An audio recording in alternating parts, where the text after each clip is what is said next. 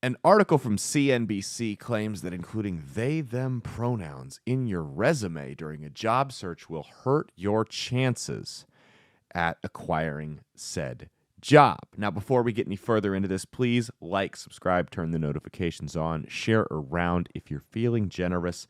Follow my socials. Caleb Isn't Funny on Twitter and Instagram. Caleb Salvatore Comedy on TikTok. This channel, of course, right here on YouTube. I am on Rumble now as well at Caleb Salvatore. Follow my show. That's Based with Caleb Salvatore. It's on outlawstreamers.com. All links are in the description. That's Based with Caleb Salvatore. Once again, Rumble, Spotify, Spreaker, Apple Podcasts, and iHeartRadio. We are not allowed to do full episodes of the show here on YouTube. If you check out the clips I've posted of it on my channel, you'll know why.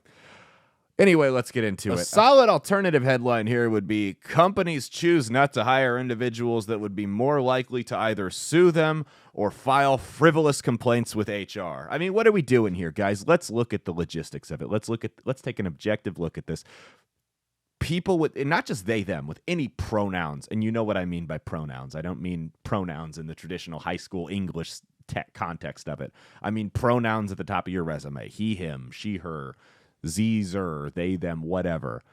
People who put that nonsense on their resume are more likely to be thin-skinned, to be easily offended, to file ridiculous complaints. They're more likely to be a headache. And honestly, the people that are more likely to be a headache are typically, in my experience, and I figure most people's experience, less likely to actually be productive members of your team.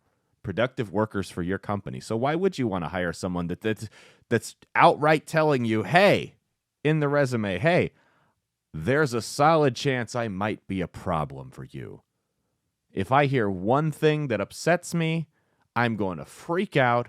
I'm going to go to the media. I'm going to sue you. I'm going to be a nightmare for your HR department, whatever the case may be. And I'm not describing everyone like that uses the pronouns, but let's be real. You guys are much more likely than someone who doesn't use them. It's just a fact. It's just a fact.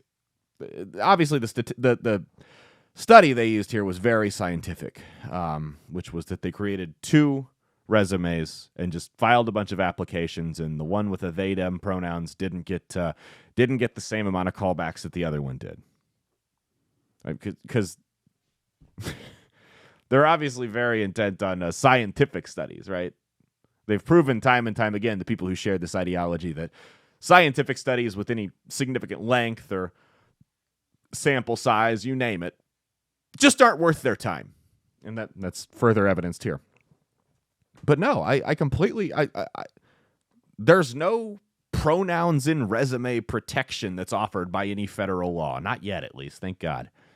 So no, I completely understand why a company wouldn't want to inherit someone that is more likely to create problems for them in their day-to-day operations, both short-term and long-term, actually. I completely understand why a company wouldn't want to take part in that. I don't blame them at all. That's the most... What's the story about the scorpion that gets the ride? I think it's from a turtle. The scorpion that gets a ride from a turtle across a creek, right? And the turtle says, "You're not going to sting me, are you?" He goes, No. I need to get across the creek, man. What are you talking about? Of course I'm not going to sting you. And he gets on the turtle's back, and about halfway across the creek, he stings him, and the turtle dies. And as they're going down, he says, "Why would you sting me? You told me you weren't going to." And he says, "Well, I'm a scorpion. What do you think I'm going to do? Of course I stung you. It's in my nature." It's the same thing here. They're telling you. It's like the other team's telling you they're going to run the ball.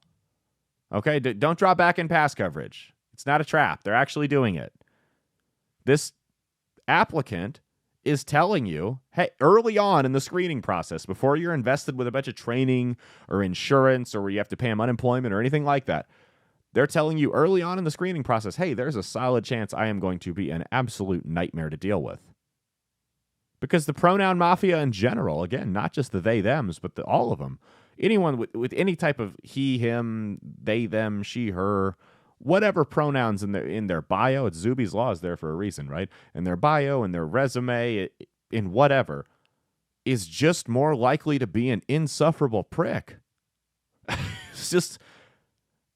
And you don't have a right to discriminate against someone based on race, on religion, on sexuality, on gender. No, that's all true. You don't have a right to discriminate against someone based on that in this country, but you do have a right to discriminate against someone because they're an insufferable prick.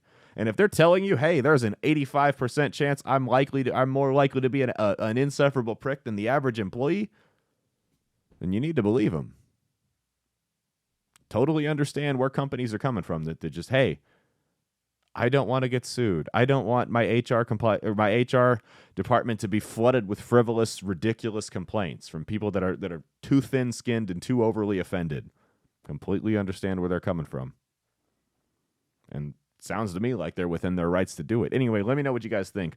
Would you be less likely to consider someone with any type of pronouns in their resume for a job application? Let me know in the comments what you guys think. And not just the they, them, any type of pronouns. Specifically the they, them, and then any pronouns.